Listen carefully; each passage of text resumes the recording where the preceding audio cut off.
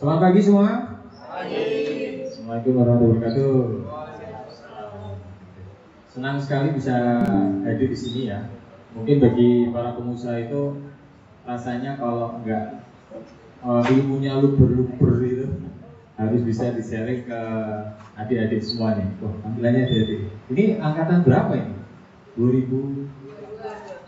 Berarti kelahiran tahun berapa itu? Hah? 2004. Oh, berarti kalau dibilang generasi apa ya? Z, Gen Z. Oke. Banyak pengalaman menarik nih di yang saya temui di Gen Z. Seminggu yang lalu saya bikin acara pameran nih di GIK UGM, pameran komputer Jogja Comtech. Ada yang hadir di sana? Tidak ada. Bias ini acara yang ke-29 kalinya, setiap setahun sekali. Itu kita biasanya di JC. Tahun ini kita coba pindah ke GIK UGM itu dalam rangka ingin mendekati yang namanya pasar. Maksudnya teman-teman mahasiswa itu adalah satu target market dari para pengusaha komputer. Akhirnya kita coba selenggarakan di GIK UGM. Alhamdulillah disetujui, rektornya harusnya bulan September itu teman-teman sudah pada harus liburan kuliah. Akhirnya ujiannya diundurkan sehingga libur kuliahnya setelah di bulan Oktober ini, benar ya? Itu karena salah satu kalender akademiknya mengatakan begitu, dan pas acara pameran kita dilalah kok malah mahasiswa yang kita butuhkan di sana. Jadi kita ajak kerjasama dengan teman-teman FMIPA. Itu kita ajak menjadi panitia harian yang nungguin atau istilahnya jagain pameran selama 5 hari. Tapi teman-teman nggak ada yang tahu cuman belum kesana. Oh alah, iya. Baik, berarti nanti tahun depan kita akan coba audiensi ya dengan banyak fakultas yang ada di UGM. Karena kita ngeliat teman-teman mahasiswa UGM ini orangnya cerdas-cerdas. Karena saya menghadapi 78 panitia anak-anak UGM MIPA itu, cara mereka mengkritisi sebuah ide, cara mereka memanage sebuah event itu out of the box banget. Saya biasanya jadi operasional di setiap pameran, jadi ketua juga pernah, jadi promosi juga pernah. Ide-ide mereka itu seperti yang kita tidak pernah bayangkan sebelumnya. Memang begini ya calon-calon tulisan. Tepuk tangan dong buat tulisan saya. Calon-calon tulisan. Baik, terima kasih. Hari ini saya akan sedikit bercerita tentang bagaimana sih cara men-scale up UMKM atau UKM.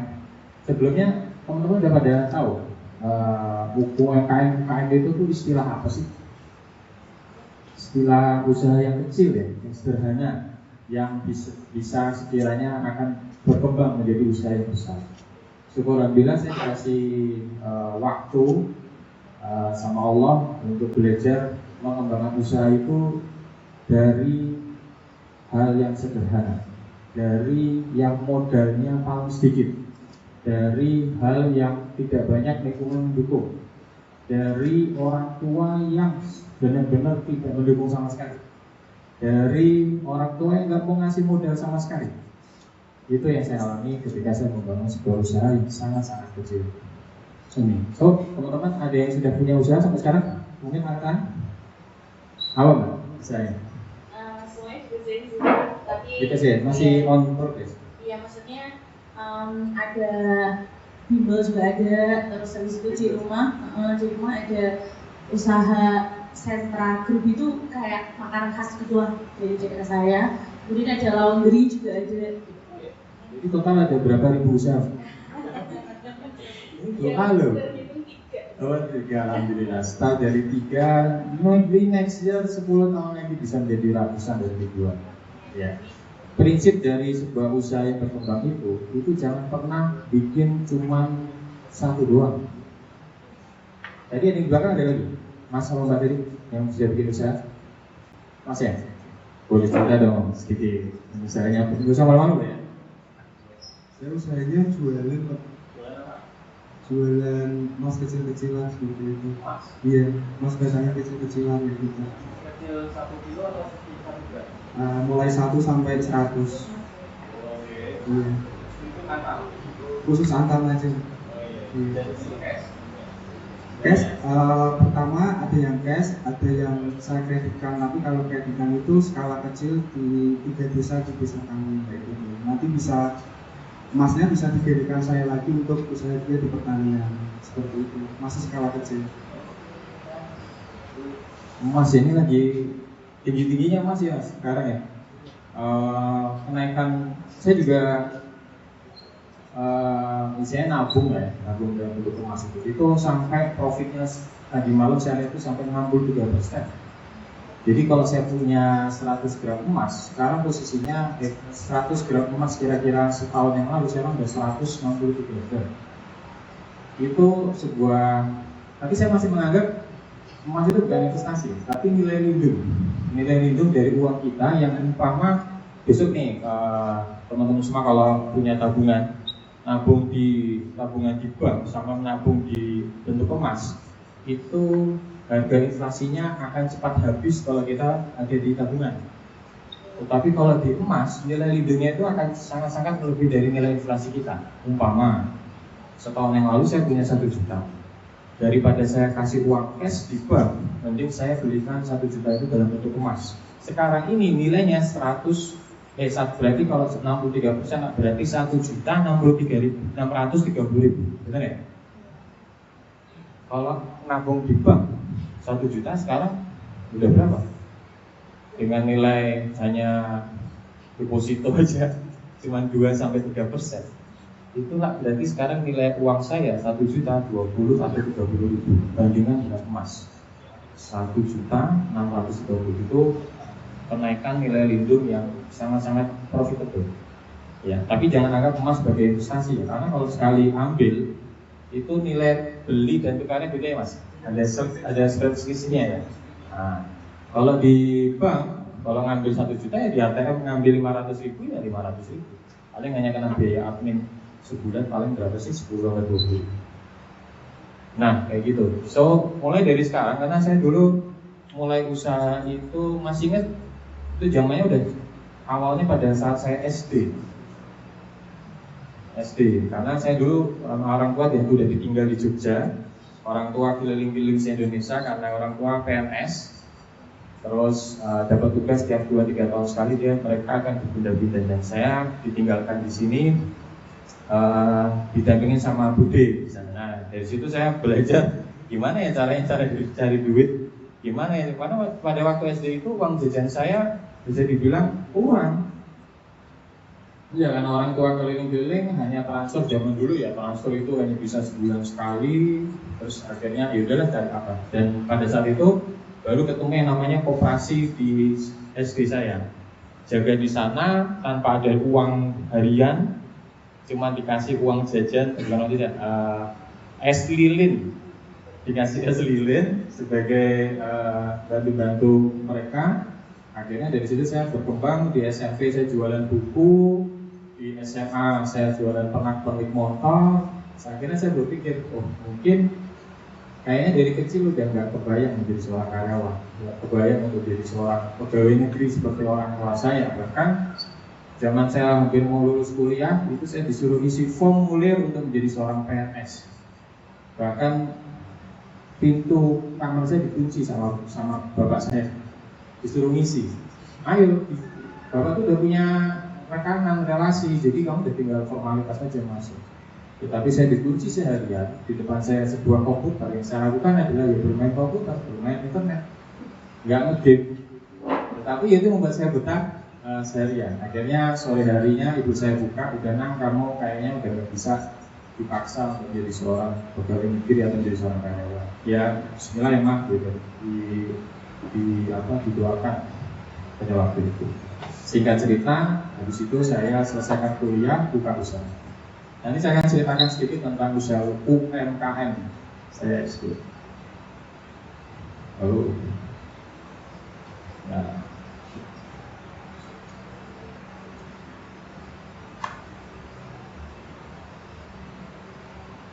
saya dikasih waktu jam berapa? Mas, 1 jam ya? Iya. Ya, tenang. Saya akan coba meringkas. Memang nggak akan pernah bisa diringkas karena cerita usaha saya itu udah lebih dari 15 tahun dan selalu memulainya dari skala UMKM. Oke, ini fakta bahwa usaha UMKM itu 99% itu menopang Indonesia. Saya ingat banyak banget usaha UMKM di Indonesia, jutaan. Menurut data di koperasi ada sekitar 64 juta UMKM yang terdaftar, yang tidak terdaftar lebih banyak lagi. Dan itu yang membuat Indonesia itu bisa survive karena usaha-usaha kecil dan menengah ini yang sangat membantu banyak orang. Bahkan pemerintah sendiri pun menanggulangi pengangguran itu gampang-gampang sulit. Daripada kita nganggur, mending kita bikin usaha. Jadi datanya sekarang 99% usaha di Indonesia itu adalah UMKM. Dan 10%-nya itu yang hanya berhasil. Artinya mereka bisa berkembang, bisa menjadi besar. Itu hanya sekitar 10%. Yang lainnya kemana? Ya stuck di situ-situ aja.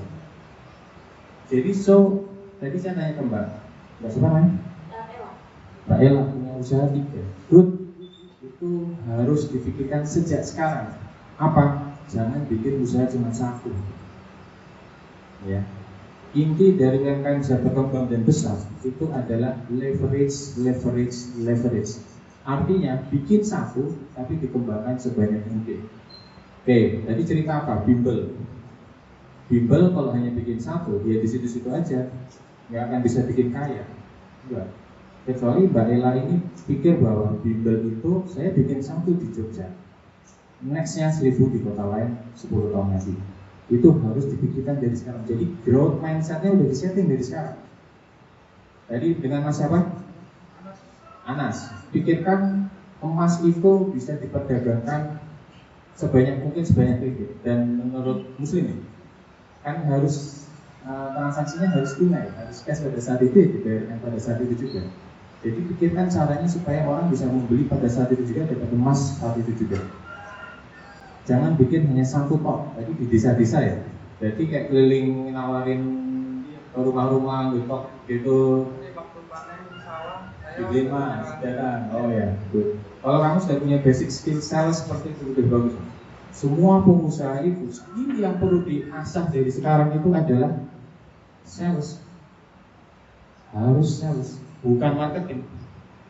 Pada saat teman-teman sudah memutuskan bahwa aku mau jadi seorang pengusaha, mungkin sekarang masih pengusaha kecil, tapi the next 10 years aku akan menjadi pengusaha besar. Asah diri kalian itu di sisi sales dulu. Harus bisa closing. Apapun produknya. Seorang pengusaha itu nggak bisa cuma 1 emas tok.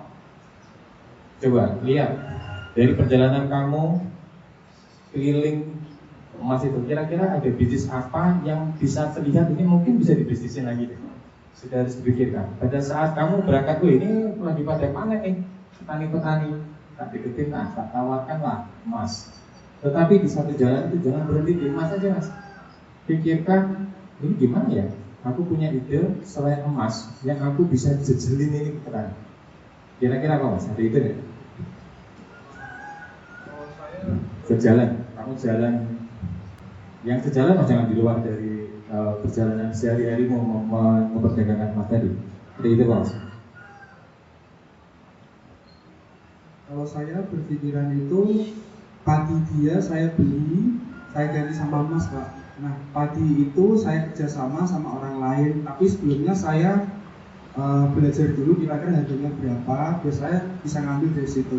Dapatnya dapat emas sama uang, ya kan? Nanti di saat dia modal emasnya bisa digantikan sama saya lagi seperti itu. Dengan di bawah bunga syariah yang ada di Pegadaian. Kalau Pegadaian 1,2, saya 1% seperti itu. Good. Jadi ada ide untuk membeli dan dibayar dengan emas ya. Itu sistem barter. It's okay. Tapi bisa aja lagi. Contoh nih, dulu saya pas kalau main pulang itu ada yang namanya mandrin. Pernah tahu istilah mandrin? Orang yang keliling membawa perabotan peralatan rumah tangga, tetapi nanti mereka bayarnya nyicil. Pernah tahu? Mungkin kalau di desa-desa mungkin sering ya, kalau di kota kayaknya udah enggak. Itu juga bisa dilakukan. Ketika sekaligus keliling, bawa tuh seluruh kalau dulu sih motor VR gitu ya, itu terus bawa peralatan. Sekarang ditawarkan aja, siapa tahu mereka butuh perabotan rumah tangga pecah belah yang ingin dikreditkan. Dan keuntungan Mandiri itu cukup besar karena saya punya adik ipar yang dia seorang pengusaha tikar sama karpet, dan dia sering diambilin sama Mandiri gitu. Itu dia sering cerita itu bisa sampai 50% margin, artinya dicicil dengan biaya administrasi tertentu, terus ada ujroh yang dibayarkan. Kalau sistemnya non riba ya, kalau pakai persen kan rata-rata bisa dibilang riba, tapi kalau ini lebih banyak ke bagi hasil. Jadi kalau umpama dia sanggup untuk nyicil, kalau enggak ada denda apabila terjadi keterlambatan. Itu marginnya bisa sampai 50%, itu cukup besar. Itu hanya ide sekilas, tetapi tetap namanya ide nggak akan pernah berhasil kalau nggak ada yang namanya eksekusi. Kelemahan dari seorang pengusaha itu cuma punya ide tok, tapi eksekusinya gagal. Artinya ide ini cuma ngawang-ngawang aja, tetapi nggak pernah ada action. Ya buat apa? Ya. So kalau punya ide langsung eksekusi, nggak perlu mikir. Saya pernah punya teman yang cukup pintar. Wah, pintarnya dari mulai dia SD zaman saya ya di Jogja, SD-nya waktu itu Serayu, Jawa Barat. SMP-nya SMP 5, SMA-nya SMA 3, kuliahnya di UI dan di UGM. Kurang pintar apa ya gitu. Tapi begitu setelah kuliah biasa ya, kita fresh graduate kan melalui kemana-kemana. Ada yang jadi karyawan, ada yang di perusahaan besar di Jakarta. Bilangnya ketemu sama dia, misalnya, kok jadi karyawan? Oh jadi bingung. Bukannya dulu tuh orang tua dia pengusaha mebel. Paling tidak turunannya, namanya privilege ya, itu paling nggak dia punya perusahaan interior, dia owner dari mebel apa gitu. Enggak, dia jadi karyawan. Sampai saya nanya, kok jadi karyawan? Padahal kekuatan modal dia sangat-sangat besar. Saya tahu orang tuanya kenal, jadi tahu, oh ini paling juga nanti jadi pengusaha. Enggak. Setelah saya ngobrol-ngobrol, saya baru enggak. Ternyata semakin orang pintar, semakin banyak tahu, semakin takut untuk memulai. Saya ulangi ya, semakin orang pintar, semakin banyak tahu, apapun itu dia udah bisa punya ide bisnis ini, itu nanti untungnya ini, ruginya itu. Dia udah banyak berspekulasi seperti itu. Hasil apa? Dia nggak berani memulai. Benar nggak? Mungkin teman-teman semua di sini belum ada yang lulusan terus jadi orangnya pintar, tapi ternyata ujung-ujungnya nanti jadi karyawan. Karena apa? Nggak jadi pengusaha ya, padahal keluarga dan lingkungannya sangat-sangat mendukung menjadi seorang pengusaha. Ternyata seperti itu. Semakin banyak kita tahu, semakin kita takut untuk memulai. So, bukan aku mengajak teman-teman menjadi seorang yang bodoh ya, enggak. Tetapi anggap aja bahwa semakin kita memulai sesuatu dengan tidak banyak tahu, itu kan jauh lebih baik. Ya, memulai sesuatu dengan tidak kita banyak tahu itu jauh lebih baik. Kenapa?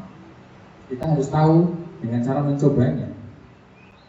Kita baru tahu ini salah itu kalau kita tahu yang benar nantinya. So banyak pengusaha yang suka di amazing, wah ya pengusaha ya kaya ya gitu. Tapi gila mata lo, kita ini banyak gagalnya dulu sebelum jadi orang sukses. Teman-teman tahunya, pengusaha besar, kaya, mobilnya banyak, rumah besar-besar. Tetapi proses dia ke sana itu nggak gampang. Nggak gampang. Mungkin saya yang di depan sini tahunya, ini pengusaha ini. Tetapi begitu nanti tahu bahwa dari sekian banyak usaha itu mana yang berhasil, mana yang gagal, lebih banyak yang gagal daripada yang berhasil. Tetapi sekali berhasil, wow, kita udah tahu jalannya, wow, kita udah tahu nih kemana-kemananya, wow, itu akan kelihatan banget jauh lebih besar. Saya teruskan lagi ya, ini fakta ya. Hanya 10% dari UMKM itu scaling up. Kenapa? nggak semua punya impian growth mindset, nggak punya impian untuk bikin lebih dari satu.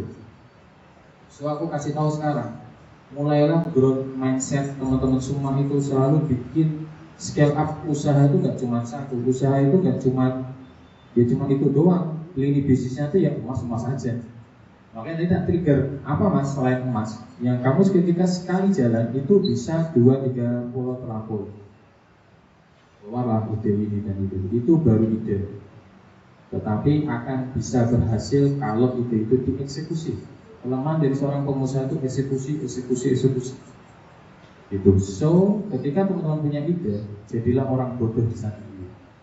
Ketika teman-teman punya ide, lihat pasarnya besar nggak? Lihat kompetitor ada yang survive nggak dengan usaha ini? Lihat lagi, umpama modalnya gede nggak? Yang namanya skala UKM itu nggak usah gede-gede. Nanti saya akan ceritakan berapa modal yang saya butuhkan untuk membangun usaha pertama saya. Ya, saya lanjutin dulu ya. Oh, ini auto close.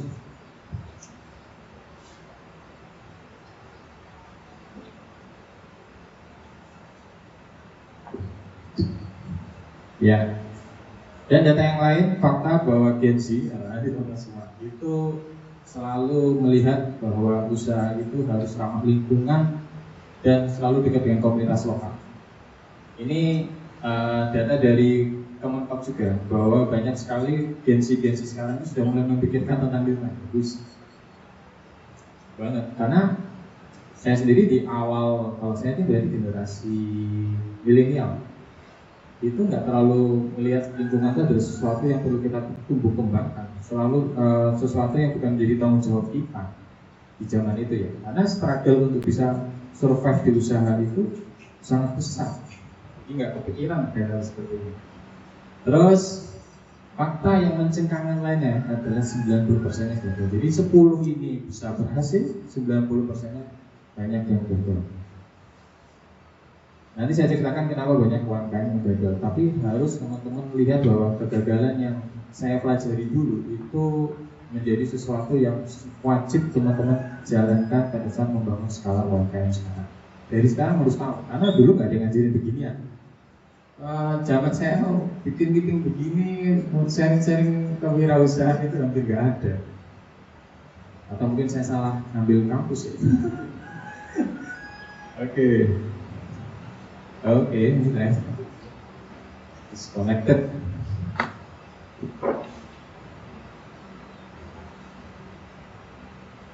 Ya, hari ini kita akan belajar tentang spirit atau semangat nih.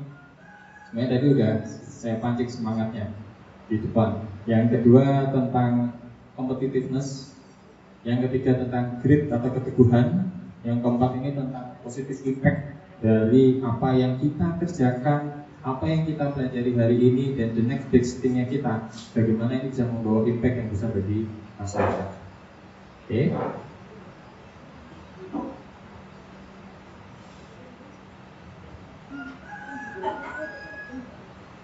Baik.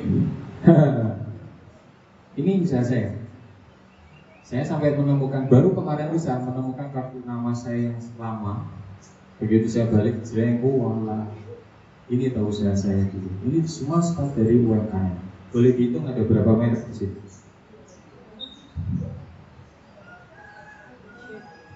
Dan pagi ini tuh saya baru nyadar masih ada 5 logo lagi yang tidak bisa saya taruh di sini karena terlalu penuh. Tadi malam saya baru menambahkan Jogja Sejuk, karena saya punya usaha AC, jasa AC. Ini saya ceritakan dikit-dikit dulu tentang usaha yang pernah saya bangun dari tahun saya lulus kuliah 2005, tapi saya sudah bangun 2004. Kenapa? Saya nggak ingin nanti ketika saya lulus, ini siapa yang sebentar lagi mau lulus? 1 tahun lagi? Oh semua. KKN? Udah ada KKN ya sekarang? Ada? Tahun ini juga? Iya. Justru ini saya rintis dari saya belum lulus. Kenapa? Karena saya nggak ingin nanti lulus tuh saya bingung oh saya usaha apa ya, daripada saya usaha ini saya ngelamar pekerjaan kemana-mana lah, daripada begitu mending saya rintis usaha dari sekarang. Usaha yang saya pertama kali lakukan itu pertama adalah mencari sebuah masalah. Mau bikin usaha dari dua masalah. Kenapa? Karena nanti solusinya ada di usaha teman-teman semua. Contoh nih, usaha yang kali pertama saya, ini logo K biru Kedai Kopi.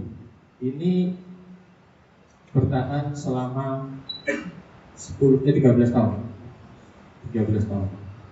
Ini belum menjamur coffee shop yang ada di Jogja sekarang ya. Tetapi saya membangun ini ada di 10 kota 13 tahun. Ini saya lakukan ketika saya menemukan sebuah masalah apa. Zaman dulu kuliah kalau cowok tuh biasanya ngapain sih kesibukannya mas? Nongkrong, ya, ngopi-ngopi, bener kan? Mesti cari ada acara selain kuliah ya atau bermain. Rata-rata saya lihat di zaman saya itu adalah orang nongkrong, ngopi, tapi nggak ada tempatnya. Mesti naik ke kos antar kos. Kalau sekarang, jamur apa aja, semua coffee shop, barmindo, sebagainya. Akhirnya saya menemukan sebuah masalah. Kenapa? Orang kalau ngopi nongkrong itu gimana ya kalau nggak ada tempat? Hasil pada waktu itu karena tadi saya cerita bahwa orang tua tuh PNS. Jadi kalau membangun sebuah usaha coffee shop itu kan nggak mungkin murah ya. Lalu yang saya lakukan adalah apa? Saya mencari teman-teman yang pintar. Akhirnya kita berkumpulan 5 orang founder kedai kopi yang pada saat itu kita punya tugas masing-masing. Ada yang pintar, kamu bikinin bisnis plan ya. Ada yang sukanya di lapangan, nggak suka di depan komputer, kamu jadi operasional ya. Apa? Ngeracik semua jenis kopi sampai ketemu yang enak-enak apa. Oke, ada yang sukanya ngejablek, itu suka banyak ngomong gitu, tapi dia ngomongnya ini selalu ada ide yang muncul dari situ. Akhirnya kamu jadi marketing ya. Akhirnya kita bikin survei kemana? Starbucks.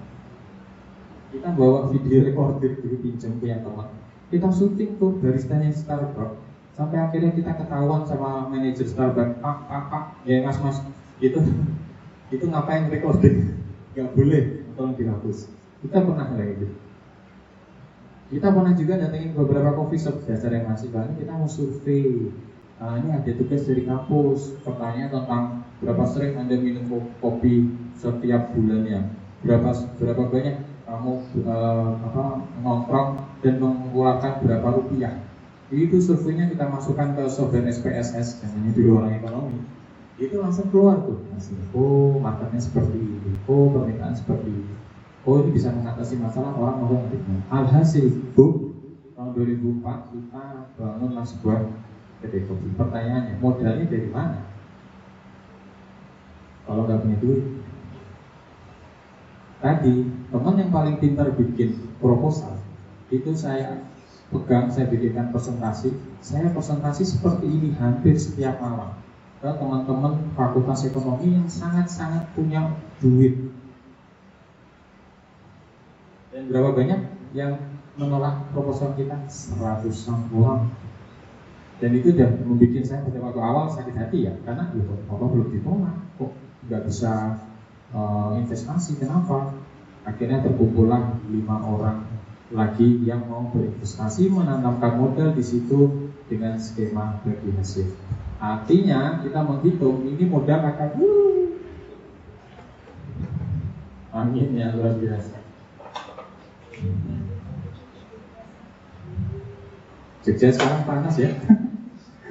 Ya, jadi singkat cerita, akhirnya 5 orang terkumpullah uang 80 juta. Terus akhirnya kita buka, 2004 kita bikin coffee shop yang pada saat malam pertama buka, saya cuma duduk di depan cuma bilang, Masya Allah,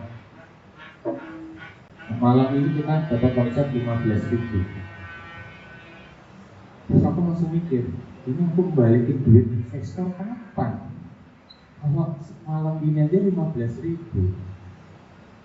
Terus pusing gitu. Akhirnya sebulan kemudian aku baru punya ide bahwa kalau gitu jangan bikin satu, bikin lagi. Pakai uang siapa? Uang investor. Alhasil kurang dari setahun kita buka cabang kedua di Solo menggunakan uang investor juga. Alhasil cabang pertama kita langsung ramainya luar biasa. Kenapa?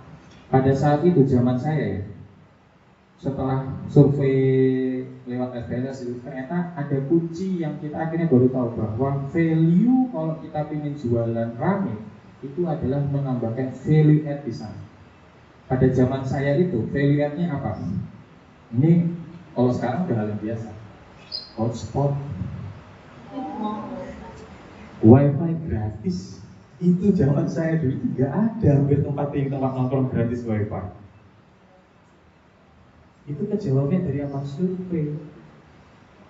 Kita paling nggak tahu marketnya gimana dulu, baru habis itu kita munculin ide bisnisnya. Oke, langsung apa? Boom, antriannya saya masih ingat tuh bikin waiting list itu sampai lembaran kertas A4 tuh bolak-balik 4 halaman waiting list. Saya sampai bingung, ini orang mau minum kopi apa mau main internet ya? Setelah sekian lama itu, zaman segitu. Ternyata setahun kemudian alasnya apa? Internet kita cabut dan lihat berapa banyak orang yang akan berhenti untuk tidak minum kopi atau nongkrong tempat kita. Bukannya menurun, malah naik luar biasa. Jadi internet kita matikan, itu bukannya jumlah pengunjungnya turun, tetapi luar biasa malah tambahnya eksponensial. Zaman dulu, kalau zaman sekarang, kalau nggak ada wifi, mending nggak usah nongkrong di situ, ya. Ya, akhirnya sejalannya waktu kita ikut pameran franchise. Tetap ya dalam membuat usaha itu harus yang namanya berjualan, nyales itu harus ada. Artinya nggak cuma bikin satu, tapi kita harus menawarkan usaha kita kepada siapapun. Hasil 13 sahabat, 10 sahabat. Itu ada di Jakarta, Surabaya, Purwokerto, Malang. Paling jauh itu Palu, Jambi, seperti itu. Nanti kalau mau googling bisa cari aja logo ini. Nanti lah isinya kebanyakan muka saya di sana. Ya, terus yang lainnya berkembang, ngumpulin modal, terus akhirnya kita bikin usaha berikutnya selalu mulai dari small amount of money. Itu. Ada berapa udah itu? 20. Yang masih jalan ada berapa? Ya, yang udah nggak jalan ini jadi rebranding ya, bukan bisnisnya tetap jalan, cuman brandnya kita ganti. Karena apa? Karena ada biasalah namanya usaha itu nggak cuma mulus-mulus aja di sisi keuangan ya, tetapi bagi-bagi hasilnya, bagi-bagi pengembalian modal ke investor itu juga harus fair. Artinya ada tipe-tipe investor yang nggak mau bersabar. Kalau saya udah invest di situ ya saya ingin dapat revenue gain yang pada saat itu aku harus dapat. Ribut, tutup, tapi rebranding dengan merek yang lain, brand yang lain dengan struktur organisasi yang lebih baik lagi. Ini juga sama. Jadi dari sekian banyak ini yang akhirnya nggak jalan hanya 2. Oke, gak usah dihafalin, gak akan keluar di usin. Tetapi semua yang saya bangun ini semua dari skala kecil dan jangan pernah kepikiran hanya bikin satu. Contoh lain kayak ini nih, PPOB Nusantara yang kena offline. Tapi kalau PPOB Nusantara atau PPOB, kalau bisnis apa itu? Pembayaran listrik ya. Mungkin teman-teman tahunya BRI Link ya. Gitu. Saya bikinnya cuma sekali. Tetapi saya bisa multiple itu menjadi 100.000 keagenan. Bikinnya cuma sekali. Tapi saya tadi cerita leverage. Bikinnya cuma sekali, di copy paste banyak. Ya, so camkan dari sekarang. Usaha yang teman-teman sekarang jalan, jangan cuma ide doang ya. Yang jalan, itu selalu pikirkan bagaimana meleverage itu menjadi sekian ribu banyaknya. Harus dipikirkan dari sekarang. Laundry, menurutmu Mbak Elang, laundry itu gimana leverage? Kalau saya laundry itu Belum sih, mungkin nanti ke ini aja sih, pelayanannya sih yang di ini. Tapi kalau bimbel itu kan saya bikinnya itu dari Semarang dulu, terus udah ekspansi ke Jogja ini, lagi di jalan itu sih. Oke. Oh, laundry padahal kamu usahanya lagi jalan, tetapi malah bingung mau lihat kerisnya gimana, cuma dari pelayanannya. Gitu. Masih belum kepikiran. Ya, bisa sih bikin franchise laundry, pelajari franchise yang sudah ada. Banyak kok yang sudah berhasil. Itu caranya mereka amati dan modifikasi dengan style sendiri. Kalau kamu bilang tadi ingin pelayanan yang baik, berarti apa yang membedakan kamu dengan kompetitor kanan kiri? Pelayanan apa yang mereka punya, yang tidak punya, kamu bisa penuhi. Contoh, ada nggak laundry yang bisa punya garansi kalau masih ada kotoran bisa dicuci lagi sampai bersih? Banyak. Ada laundry yang bisa minta dijemput? Banyak. Apalagi yang kira-kira mereka belum ada, tapi saya ada. Temukan itu, insya Allah bisa kamu bisa multiple. Oke? Usaha lainnya, banyak lah. Yang ini umroh, ini mau ngasih ada radio. Sampai bingung aku mau taruh di mana nih? Motor juga. Ini retail. Ini jasa. Ini retail, jasa. Jadi komponennya retail dan jasa. Ada banyak ide, silahkan jalanin. Saya kira kalau saya bisa sebanyak ini, teman-teman pasti bisa. Asal memulainya jauh-jauh hari. Jadi, saya mulai dari pada saat saya sebelum lulus kuliah. Teman-teman nih mumpung belum lulus kuliah, cari ide untuk bisa bikin seperti ini. Oke? Ini revenue saya tahun 2024. Sisi payment industri ini dalam rupiah ya, dalam retail dan dalam jasa. Oke, kalau di total ya kira-kira itu. Tapi itu ternyata proyeksi yang terburuk yang saya dapat. Tahun 2024 declining hampir semua usaha. Tertingginya ini sudah nggak M lagi, sudah T, the best year-nya kita. Gitu. Terus 60% usaha saya itu larinya ke B2B, business to business. 40%-nya B2C. Kenapa saya memilih B2B? Jadi ada beberapa alasan ya. B2B memang minim margin. Jadi kalau kita ini contoh nih kayak Tokopedia punya produk bayar PBB, PDAM, itu koneknya ke saya.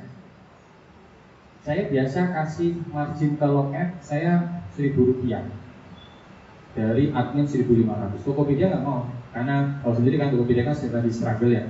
Saya bikin adminnya 5.000. Tidak saya sharing apapun, 5.000 pur ke saya, pure ke saya. Oke. Nah, hal seperti itu dan generate income-nya Tokopedia, tahu sendiri kan, banyak banget. Nah, saya harus berbagi minim margin dengan Tokopedia. Sedangkan yang B2C itu saya dengan loket itu marginnya bisa lebih besar. Jadi kalau teman-teman bermain di B2B, margin selalu kecil. Jadi yang multiplier efeknya teman-teman adalah memperbanyak klien B2B-nya. Sedangkan B2C itu marginnya besar, tetapi effort terbesarnya teman-teman semua, jadi ada untung ruginya ya. Kalau kita mengambil strategi bisnis B2B atau B2C, di B2C itu branding teman-teman harus dipikirkan dari sekarang. Bagaimana orang tahu ketika mindsetnya adalah bayar listrik itu adalah pikirannya Tokopedia. Itu yang menjadi B2C. Jadi silakan pilih mau B2B atau B2C atau dua-duanya. Kalau teman-teman punya teamwork yang baik, karyawan yang jago. Tadi ada beberapa branding yang saya punya. Itu apakah saya mengerjakan semua? Enggak. Saya habis waktunya. Nggak akan bisa semua dalam sebulan saya tahu. Tapi saya memilih tim-tim sumber daya manusia yang ada di kantor itu orang-orang hebat, orang-orang yang bisa saya percayakan usaha dan bisnis saya untuk dimanage sama mereka. Tipe saya adalah tipe hunter, artinya tipe yang mencari ide bisnis ketika nanti ini jalan selesai saya buat sebuah sistem, saya lempar ke belakang. Nah, teman-teman farmer Itu teman-teman SDM yang bisa mengelola ide-ide bisnis saya. Selesai nih sistem, lempar ke belakang. Tolong kerjain ya. Aku yang lakukan berikutnya adalah bikin usaha baru. Sama kayak tadi kedai kopi, saya udah tanda tangan PKS. Habis seluruh cabang saya tanda tangan. Terus saya tanda tangan, terima kasih ya, Ci. Kalau melihat rata-rata orang-orang yang suka berbisnis itu kan Chinese ya. Mereka selalu mikirnya ke depan, terus ingin nyoba, berani ngambil risiko tuh hebat tuh. Jadi begitu selesai, Cik kok oke ya, terima kasih ya. Ini saya serah terimakan ke bagian operasional. Saya cari investor. Jadi harus bagi-bagi tugas. Ada yang ngopengi di belakang, ada yang berada di depan. Nah, saya harap teman-teman semua adalah tipe-tipe yang ada di depan. Ya, tetapi ketika di depan sudah melakukan usaha dan bisnis yang ini, yang baru, bikin sistem. Bikin dari mulai tadi pelayanan. Orang kalau datang menyapa, nanyakan namanya, mau berapa kilo, mau pakai pewangi apa. Sistem itu kalian bikin dulu. Selesai dan ini bisa mengenerate income, ada profit di sana, lempar ke belakang. Kalau belum ada profit, jangan kasih orang ke belakang. Jadi teman-teman harus tahu ini untungnya dari mana sih? Duitnya seberapa besar sih? Kalau aku ekspansi usahanya kan jadi berapa banyak, berapa besar? Itu teman-teman harus tahu duluan ketimbang orang lain. Begitu sistem sudah ada, lempar ke belakang, teman-teman generate lagi. Mau generate usaha atau mau multiple usaha tersebut. Oke?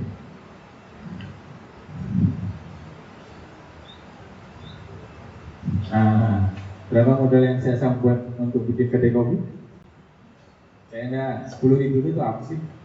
Ini beneran nih 10.000. Karena pada waktu ngumpulin berlima itu kekumpul 50.000 yang pada saat itu uang jajan yang cukup besar pada zaman saya. Dari 50.000 yang terkumpul itu, yang kita belanjakan apa? Fotokopi proposal. Dari proposal itu kita presentasi gini. Yang malam nih kerjaan saya nih, Mas. Tertarik gak usaha baru? Bisnis baru nih, kita mau jalan setahun lagi. Ngobrol kayak gini mas ceritanya.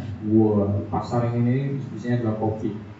So nanti itu kalau nantinya dalam sehari keluar berapa cup dikali sekian cup dalam sebulan, untungnya per cup sekian, begini setiap sebulan ini nanti kira-kira hitung-hitungnya kira-kira 2 tahun balik modal. Mau nggak mas? Pasti jawabnya enggak. Banget enggak. Akhirnya hanya terkumpul 5 dari ratusan investor yang saya. Sakit hatinya pada saat awal. Anggap biasa saja. Orang sales ditolak dalam berjualan. Jualan emas belum tentu pada mau, mas. Iya kan? Pasti akan banyak penolakan. Itu skill yang gak semua orang sales punya loh. Menghadapi penolakan yang terus-terusan sampai akhirnya berhasil. Itu salah satu skill yang tingkat dewa dari seorang sales. So teman-teman besok kalau punya basic skillnya adalah sales, jangan takut sama yang namanya penolakan. Masa dari 100 orang itu gak ada yang mau sih? Nyatanya ada 5 orang. Masa dari 1.000 orang yang saya tawarkan emas cuma ada 1, tapi langsung setengah kilo. Wah, setengah kilo saya kira mas 500 juta gitu. So jangan pernah bilang bahwa bikin bisnis itu tanpa modal. Enggak. Modal yang pasti, entah uang yang sangat sedikit, ada saat membangun dan ini bisa benar-benar jadi. Jadi jangan manfaatkan uang sendiri. Oke, teman-teman pengusaha yang pintar itu membuat usahanya itu dengan tidak menggunakan uang sendiri.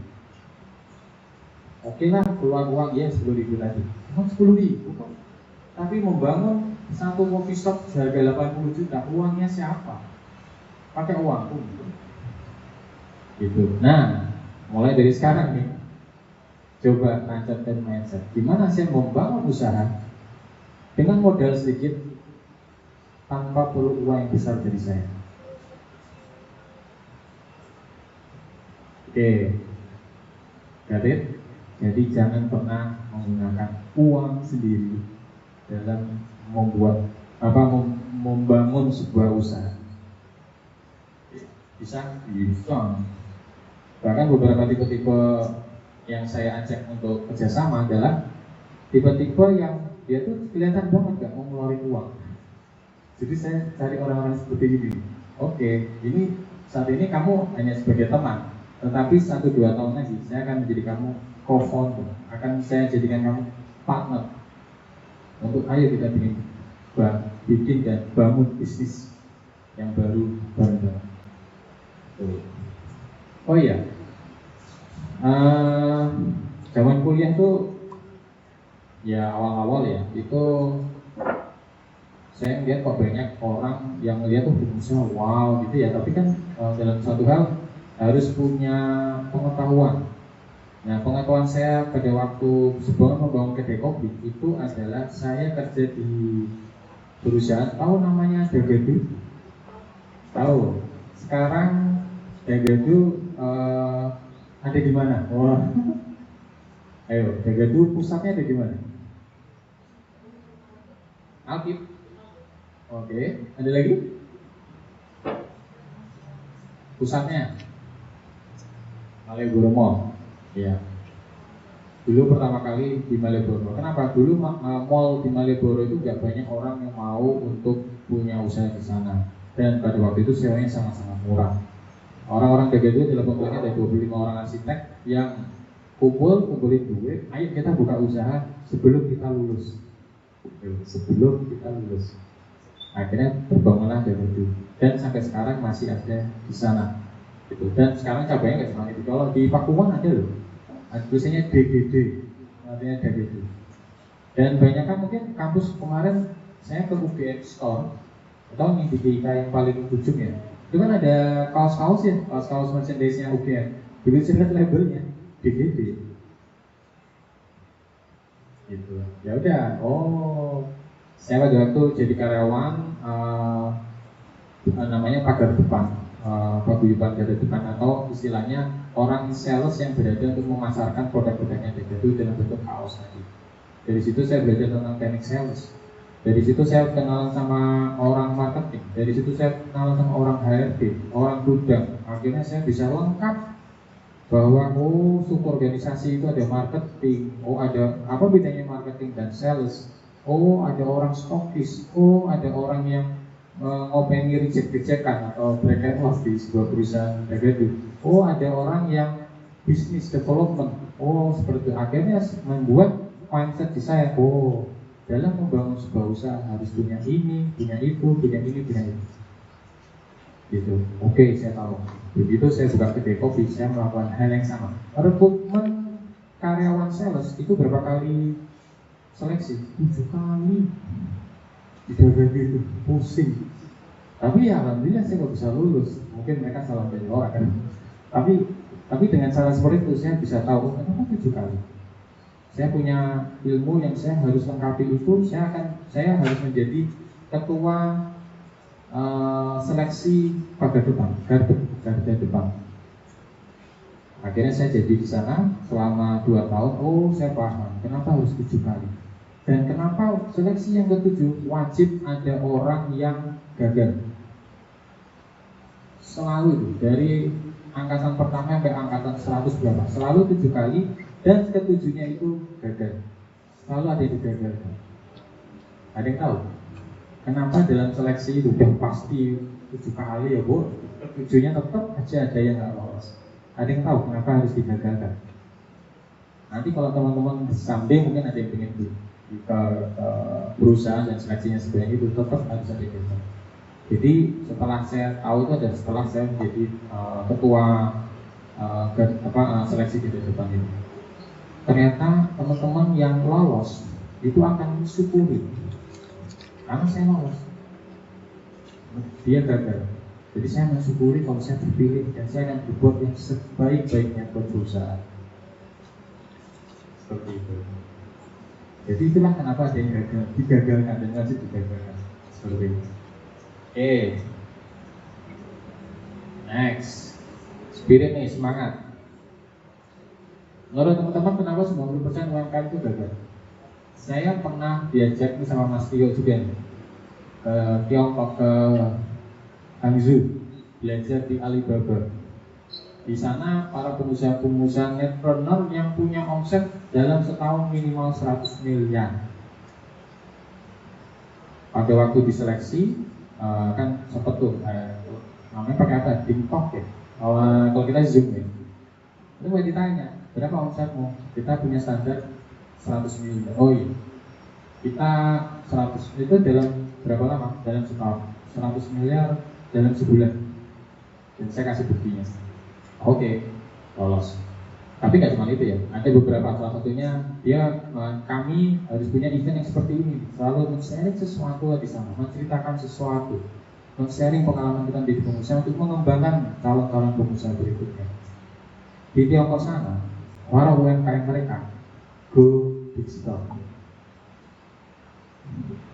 Go digital. Apa? Kan semua udah pakai handphone, Pak. Apakah laporan warga bukan seperti itu go digital? Di sana kita visit di sebuah desa yang sangat-sangat miskin pada saat itu. Dan apa yang kita lihat, ruangannya seperti ini, AC.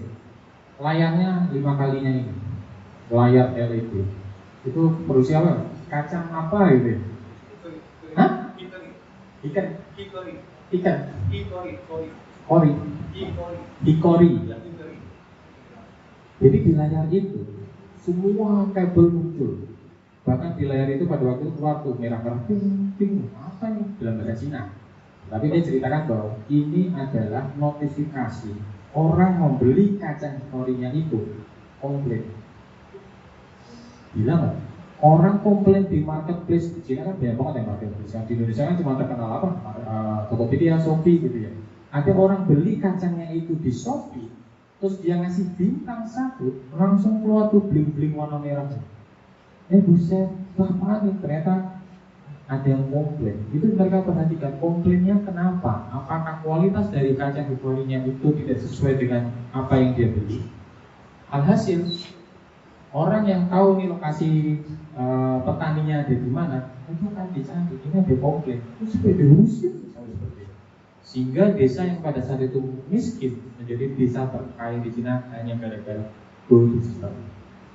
Amazingnya kita nggak cuma di situ. Pada waktu itu kayaknya kita ke pabrik, terus ada packaging biasa. Kalau orang rame packaging ini marketplace Shopee Pak, ini dari Kiki, ini dari JNE, ini dari Pos Indonesia. Tiba-tiba dia datang tuh, ambil, sisain 1. Tuh, Pak, ini apa nggak ketinggalan? Gitu. Enggak, ini tiba-tiba merubah kurir logistiknya. Gila nggak? Orang yang pada saat awal itu Pos Indonesia kan lama tuh biasa posnya paling 5 hari nyampe gitu, tiba-tiba pingin cepat dia mengubah kurir logistiknya menjadi umpama Kiki JNE yang ekspres. Indonesia, Cina udah seperti itu, Indonesia belum. Di Cina hampir semuanya elektrik, motor, mobil, bahkan taksi. Pengemudi taksi pada waktu kita tanya punya taksi berapa? 3. Kok bisa? Ya, kalau kita ini jalan, yang ini dicharging. Kalau di Indonesia kan belum sebanyak itu ya. Jadi pengemudi taksi itu di sana udah punya 2-3 mobil. Ketika ini habis baterainya, dia tinggal ke pool, ganti taksi yang berikutnya berangkat. Sampai segitu, luar biasa. Bahkan hotel apa ya yang punyanya Elizabeth? Laizu itu tidak ada resepsionis, buka itu udah pakai face recognition, terus buka lift ya, bahkan yang pesen makan udah pakai robot, dia ngambil, dia tahu lantai berapa, begitu nyampe di depan gitu, kalau bukan kita mukanya nggak dikenalin, nggak akan dibukain pintunya, sampai skala situ. Indonesia someday. So ya teman-teman, cerita dari ini dia sudah bisa membuat teman-teman, oh iya ya, aku bisa akan seperti itu. Ingat, semangat ini harus berani memulai. Tentu paling gampang kalau teman-teman takut sama yang namanya risiko, itu ada nggak usaha yang sejenis dulu kanan kirinya. Ada nggak perusahaan besar yang berhasil dengan konsep bisnis teman-teman yang sekarang? Contoh Mas ada nggak perusahaan besar yang sekarang gede sudah IPO? Ini keluar baru nih IPO emas. Ini berarti ada perusahaan besar yang berhasil mengembangkan bisnis emas. Aku sudah di jalan yang benar. Tinggal bagaimana aku bisa mencapai perusahaan seperti itu. Sampai. Tapi sudah nyiapkan dari sekarang. laundry, bimbel. Ada nggak usaha bimbel yang gede? Dulu 5 gram, sekarang ganti Zenius. Terus apa yang sekarang? Ruang guru. Ruang guru. Berhasil nggak ruang guru? Besar nggak ruang guru? Oke, besar. Oke, berarti aku sudah di right path, sudah di jalan yang oke. Tinggal aku bikin sesuatu yang berbeda dari mereka. Gitu. Apapun usahanya teman-teman selalu lihat kanan dan kiri dulu. Lihat bisnis yang berkembang dan besar. Oke, berhasil ya. Berarti aku punya usaha yang mirip dengan itu, pasti berhasil. Kenapa? Mereka bisa kok. Kenapa saya nggak bisa? Seperti itu. Itulah semangatnya. Nah, selalu orang bilang bersaing. Oke. 65 juta nih total UKM. Daya saing bukan siapa yang paling kuat, tetapi siapa yang paling cepat beradaptasi. Contoh, di Netflix seminggu yang lalu saya nonton film yang judulnya BlackBerry. Kayaknya bukan zaman teman-teman ya, BlackBerry. Tetapi zamannya kita dulu, BlackBerry itu wah luar biasa. Orang kalau udah lihat kita bawa BlackBerry dengan keypadnya itu, udah langsung salam hormat bos. Maksudnya orang-orang kaya nih yang punya BlackBerry. Kenapa? Dia harus berlangganan. Jadi kita sudah beli pulsa atau berlangganan pasca bayar, itu ditambah lagi langganan BlackBerry. Dan yang katanya secure, yang katanya itu ya, ternyata di film itu memang benar-benar secure. Artinya mereka menumpang network tanpa terdeteksi. Dan singkat cerita, BlackBerry hancur. Mereka dulu menguasai 45% apa? Market smartphone secara global. Sekarang 0%. Kenapa mereka gagal? Karena tidak bisa beradaptasi dengan cepat. Tahu nggak kompetitor BlackBerry pada waktu itu? iPhone. Ketika BlackBerry punya keypad kan kayak keyboard. Malah ya, kalau sekarang semua kayaknya nggak ada yang model keypad. Semua pasti yang modelnya full ya. BlackBerry itu memperkenalkan itu, dan pada waktu iPhone rilis sama Steve Jobs, komentar dari foundernya RIM Research in Motion itu cuma, siapa yang mau beli handphone gak ada keypad kan? Alhasil setelah itu dia panas, bikin produk ini, semuanya masih menggunakan keypad. Pertanyaannya, itulah kenapa siapa yang paling cepat beradaptasi? Harusnya ketika dia tahu semua begitu, pakai keypad, dia harusnya sudah memikirkan, BlackBerry harus berubah, harus bercepat beradaptasi. Ada lagi perusahaan apa yang lambat dalam beradaptasi dan akhirnya fail? Perusahaan global. Ada yang tahu? Selain BlackBerry? Siapa? Nokia. Ada lagi selain Nokia? Tupperware. Kenapa Tupperware? Sudah Tupperware dulu mas. Oh iya, oke. Kenapa Tupperware gak sukses mas? Terlalu awet. Jadi bikin produk dulu lampu itu bikin lampu yang bisa awet 100 tahun. Pertanyaannya, dibikin semakin awet, apakah orang akan berganti-ganti lampu? Enggak. Akhirnya tahu bahwa bisnis itu harus berputar. Dia bikin lampu yang awet paling hanya 1-2 tahun. Dan yang lampu 100 tahun itu masih ada, tinggal satu di dunia dan masih nyala sampai sekarang. Saking awetnya. Oke, ada lagi selain itu? Apa? Mita? Oh, bata sepatu. Kenapa tuh bata sepatu? Oh iya, stop produksi. Itu karena perekonomian global yang tidak bisa beradaptasi. Dulu tuh saya pikir bata tuh made in Indonesia. Ternyata made in mana? Ada yang tahu? Dari mana bu? Bata made in mana? Bata. Yang tahu? Prancis. Tahu merek Kodak? Kodak. Dulu zaman saya ya. Orang moto tuh pakainya film gitu.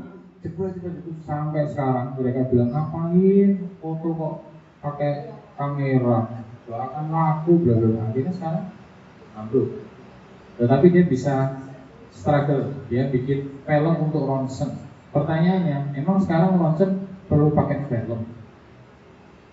Sekarang udah bisa tanpa film, ya kan? Nah itulah, ingat enaknya punya bisnis UMKM. Ketika teman-teman berubah, itu cepat, 1-2 hari boom selesai, ubah ide bisnis.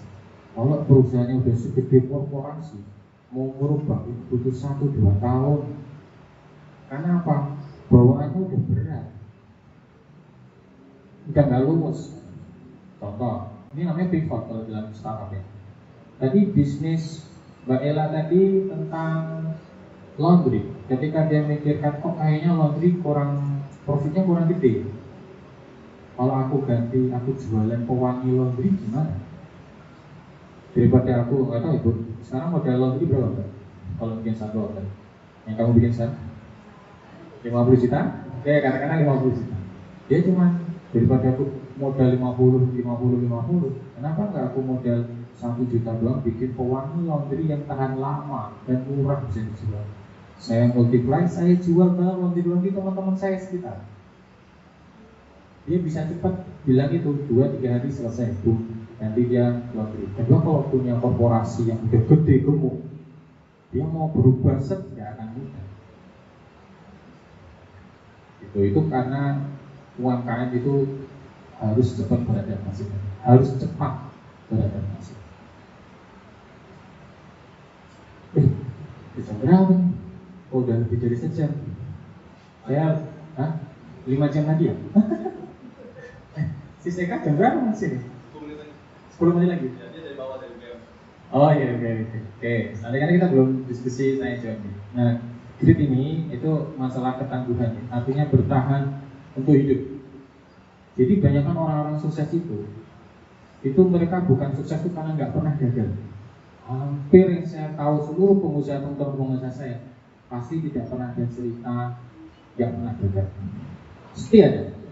Tetapi tinggal kita bentuk, kita ini bahannya karet apa gelas. Apa yang terjadi ketika gagal? Ketika orang yang bahannya itu adalah gelas, itu ambil botol itu. Jadi kalau teman-teman terbuat dari sebuah gelas, ketika dibanting, apa yang terjadi? Pecah. Tapi kalau teman-teman terbuat dari karet, ketika dibanting sekeras mungkin, bukannya mendal ke bawah, tapi akan semakin tinggi melambung. Teman-teman harus seperti itu. Artinya sudah mulai bilang bahwa kegigihan atau gritnya itu sudah menjadi hal yang wajib teman-teman. Jadi artinya aku nggak mau jadi gelas. Kenapa? Ketika aku banting ke bawah, nggak akan mental, pasti akan buyar. Tapi kalau teman-teman mendal, artinya kalau menemukan sebuah masalah, jangan langsung solusinya adalah tutup usaha. Ketika ada masalah, jangan solusinya adalah selesaikan usaha. Kalau teman-teman terbuat dari sebuah karet, yang teman-teman cari itu bukan akar masalahnya, tetapi solusi dari masalah itu. Karena dalam usaha itu orang yang namanya naik turun, ya, melihat laba ruginya minus, itu sudah hal yang biasa dari pengusaha. Tapi jarang orang sebagai karyawan tahu pusingnya menjadi seorang pengusaha. Coba, enak mana sih jadi karyawan apa jadi pengusaha? Pengusaha, good. Tapi karyawan juga ada benarnya. Kenapa? Kerja hanya 8 jam. Enak kan? Ketika pulang jam 17 selesai, bisa. Maksudnya nggak ngerjain kerjaan, betul ya? Coba kalau jadi pengusaha, pulang jam 17 masih mikir. Jadi bisa dibilang jam kerja pengusaha itu nggak 8 jam lagi. Kalaupun kita berada di planet Mars sehari 36 jam, ya 36 jam itulah yang teman-teman akan lakukan jadi seorang pengusaha, tidak 8 jam lagi. So benamkan dari sekarang, mau jadi pengusaha atau menjadi karyawan. Kalau jadi karyawan 8 jam ini cukup, 24 jam gak akan pernah cukup bagi seorang pengusaha. Siap gak? Oke, jadi mereka bukan sukses karena tidak pernah gagal, tapi karena mereka tidak pernah berhenti saat gagal. Ya, never stop, persisten. never give up itu kan selalu menjadi mindset saya pada saat hampir setiap pagi. Oke, dari sekian banyak branding yang saya punyai, itu kalau nggak pernah ada laporan jabri ke saya, berarti usahanya baik-baik saja. Tetapi kalau ada apa, bisa mantap waktu ketemuan, oh ini pasti ada apa-apa. Justru momen itulah yang saya gunakan untuk ada apa yang bisa saya bantu. Kita cari solusi bersama. Jangan menemukan masalah dengan tambah masalah lagi. Ada saya barusan mau ngecek seorang manajer marketing and sales. Ketika aku punya produk baru, ini produknya bagus nih. Ini air putih tapi rasa mangga. Yuk jualin. Oh iya, apa enak pak? Ini expirednya mesti ada, nggak bisa lama-lama. Ini kayaknya beracun ya sih pak, kalau dicampur di diri. Orang yang menemukan sebuah masalah dikasih solusi masalah lagi, segera selesaikan orang tersebut di tim Anda nanti. Kenapa? Growth mindsetnya nggak ada. Harusnya masalah seperti ini solusinya harus dicari solusi bareng, bukan menemukan masalah lagi. Contoh, saya bikin minyak atsiri yang bisa untuk membersihkan bensin motor. Oke, ini cocok nih. Ini HPP-nya cuma 8.000, jual pasaran kanan kiri 5 kali lipat masih oke. Saya kasih orang marketing tersebut, jawabannya pak, nanti kalau motor yang mogok gimana pak? Nanti kalau jebol mesinnya kita tanggung jawab pak. Oh, selesai. Itulah kenapa alasan kamu selesai dari sekarang. Kenapa? Kamu tidak akan pernah menjadi solusi dari sebuah menjadi solusi dari sebuah masalah. Selesai. Pastiin itu tidak ada dalam tim kamu. Orang yang menemukan masalah dari sebuah masalah itu jangan pernah di-hire dalam tim. Atau teman-teman sesama co-founder kalau salah seperti itu. Ingat, jadi pengusaha itu harus tekun, ya, never give up. Jadilah sebuah bola yang ketika kalian gagal dipentangkan ke bawah malah melambung jauh. Ingat bahwa bisnis itu seperti roda. Ada masanya di bawah, ada masanya di atas. Alasan kenapa saya bikin branding sebanyak itu, perusahaan sebanyak itu, PP-nya ada 9. Karena saya berpikir pada waktu itu adalah kalau ada yang fail, masih bisa hidup dengan 8 perusahaan lain.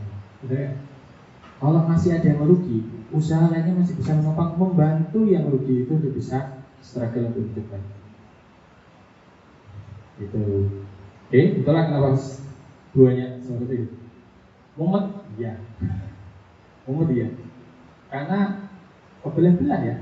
Tetapi akhirnya ketemulah sebuah sistem di mana aku hire orang-orang manajer terbaik di kelasnya untuk bisa memanage usaha yang saya buat seperti ini.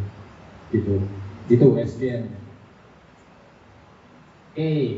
Nah, yang terakhir nih 3P ini. Bikin positive impact itu selalu ada 3P. People, planet, dan profit. Profit tidak akan muncul kalau kamu tidak memanage people dan planet semakin baik. Profit tidak akan muncul kalau teman-teman salah memilih orang. Profit tidak akan muncul lagi kalau kamu tidak memberikan sesuatu yang lebih dan bermanfaat bagi lingkungan. Oke, kalau di zaman saya karena nggak pernah ada kepikiran seperti ini, suatu hari itu saya tersadarkan pada saat saya salah satu usaha saya itu mengirimkan anak-anak SMA untuk pertukaran pelajar di Penang, Malaysia. Saya ada di sana dan amazing ya, pada waktu saya ada di sana itu paper cup itu tidak ada yang plastik. Terus begitu mereka ambil minum, ditulis namanya. Untuk apa? Reuse lagi paper cupnya. Dan itu dipakai selama hampir 3 hari acara di gedung tersebut. Acaranya sih 2 minggu, cuman di gedung itu dipakai. Dan itu dia nggak buang. Aku bilang, bagus juga ya. Acara Jogja Kontek kemarin, teman-teman, ini off the record aja. Teman-teman LO, license officer itu, begitu saya testing dengan 100 cup yang ada di sana, 1 hari habis terbuang. Dia tidak membiasakan diri dengan itu. Bagaimana kita bisa bilang itu environmental banget? Artinya menjaga untuk supaya tidak ada sampah. Itu nggak terjadi. Dan yang saya lakukan nggak cuma kasih satu spidol untuk menuliskan nama di papernya, 3 spidol dan tidak ada yang menyentuh sama sekali. Apapun fungsi spidol di sana, menuliskan nama. Tapi saya nggak ngasih tahu kenapa, ingin memancing aja. Apakah mereka automatically? Enggak. Itu. Nah, itulah yang membuat kita menjadi positive impact bagi semuanya. Ingat bahwa profit itu muncul kalau kita sudah memaintain people dan planet.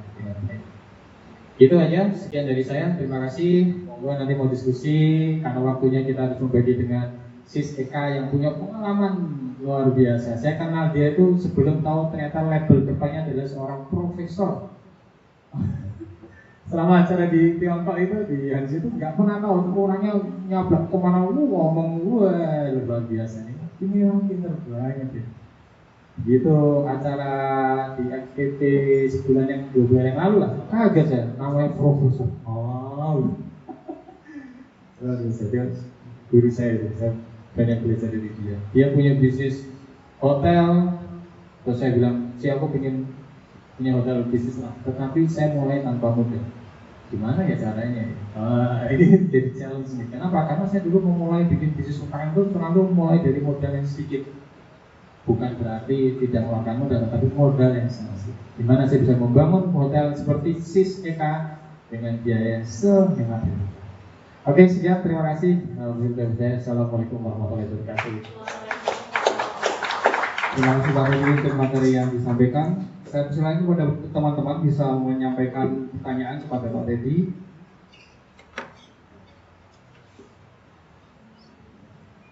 Nggak ada yang nanya. Bagaimana sih Pak? Ada ternyata. Silakan. Selamat pagi Pak, saya izin bertanya. Boleh, dengan bahasa apa, dari mana? Perkenalkan, nama saya Nila dari Fakultas Teknologi Pertanian. Nila. Tadi Bapak sempat membahas mengenai gagal di tahun pertama. Saya ingin bertanya, jadi kadang pengusaha itu ada yang gagal itu bukan berarti karena mereka kalah, tapi karena mereka lelah, entah karena kurang dukungan atau emang dari rasa dari dalam diri sendirinya yang sudah tidak termotivasi untuk melanjutkan usahanya. Nah, kalau menurut Bapak sendiri, apa sih yang membedakan kalah karena emang dia gagal sama kalah memang karena itu adalah pilihan yang bijak yang bisa dia lakukan saat ini, begitu. Terima kasih Pak. Ya, baik. Terima kasih. Betul. Lebih baik teman-teman fail in the process.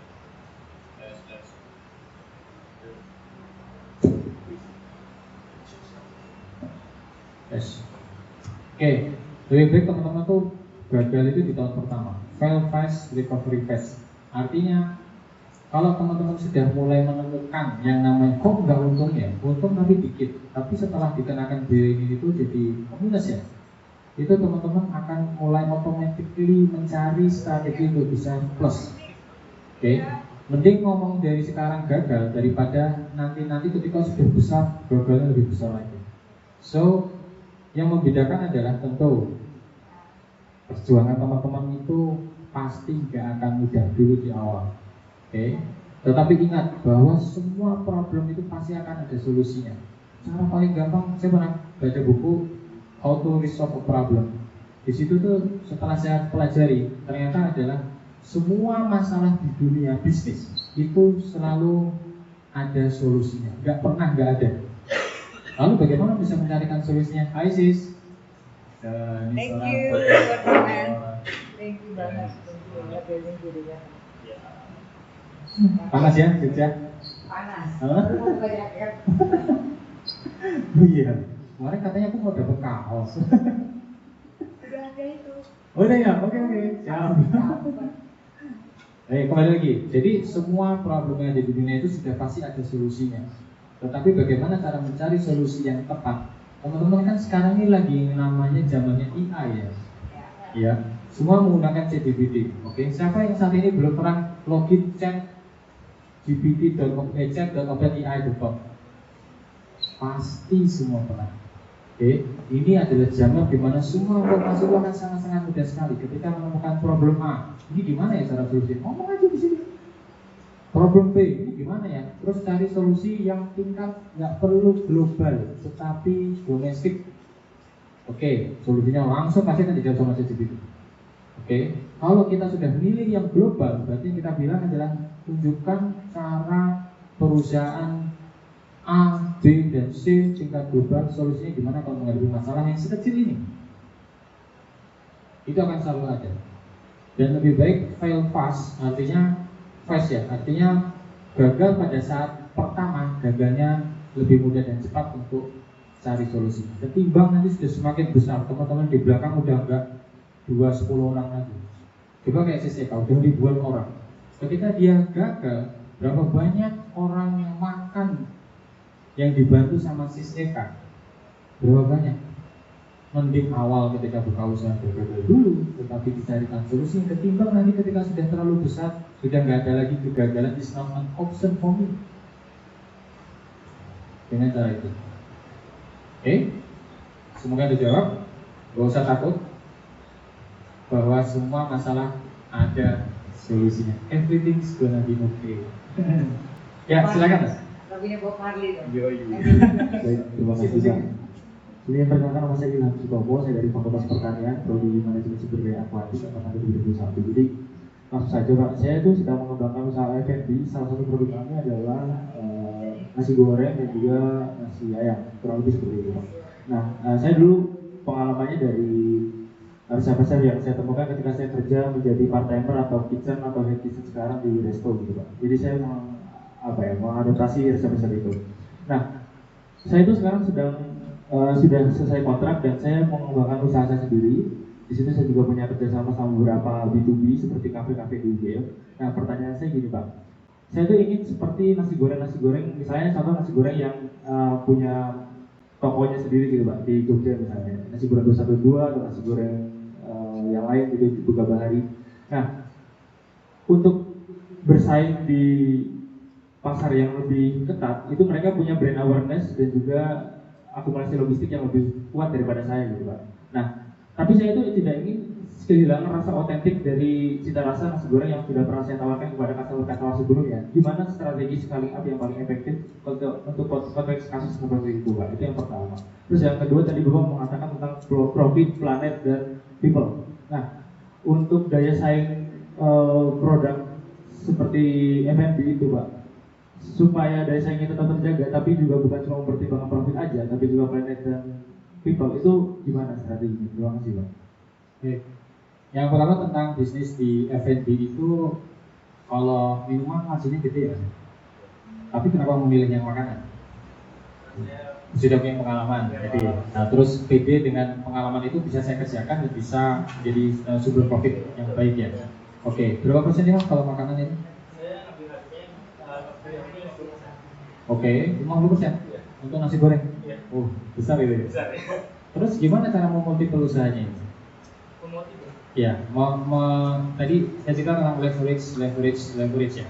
Artinya usaha nggak cuma itu aja. Maksudnya bagaimana nasi goreng itu diserap di hampir semua coffee shop mungkin, atau warmindo mungkin, atau mungkin kalau sekarang warteg Tegal gitu.